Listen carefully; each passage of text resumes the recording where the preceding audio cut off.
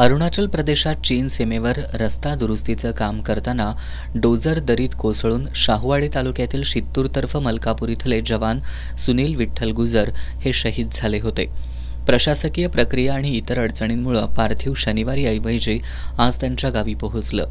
पार्थिव गावात पोहोचताच त्यांच्या आईवडिलांसह पत्नी आणि नातेवाईकांनी टाहो फोडला। यावेळी उपस्थितांच्या डोळ्यातूनही अश्रूंचा बांध फुटला। त्यांच्या पार्थिवावर शासकीय इतमामात अंत्यसंस्कार करण्यात आले।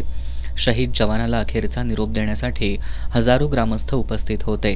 यावेळी सारा गाव शोकसागरात बुडाला होता। 2च वर्षांपूर्वी सुनील यांचं लग्न झालं होतं। 5 महिन्यांपूर्वी त्यांना एक मुलगा झाला होता। लेकाची पहिली भेटही ते घेऊ शकले नव्हते। 12 मार्च रोजी ते घरी येणार होते, मात्र मणिपूर भूस्खलनामुळे त्यांची सुट्टी रद्द झाली होती। यावेळी रस्ता दुरुस्तीच्या कामावेळी झालेल्या अपघातात सुनील यांना वीरमरण आलं। आज 5 महिन्यांच्या लेकाची आणि त्यांची पहिली भेट ही शेवटची ठरली। अंत्यसंस्कारावेळी 5 महिन्याच्या चिमुकल्या रियांश यानं पित्याच्या चेहऱ्याला स्पर्श करताच उपस्थितांनाही गहिवरून आलं।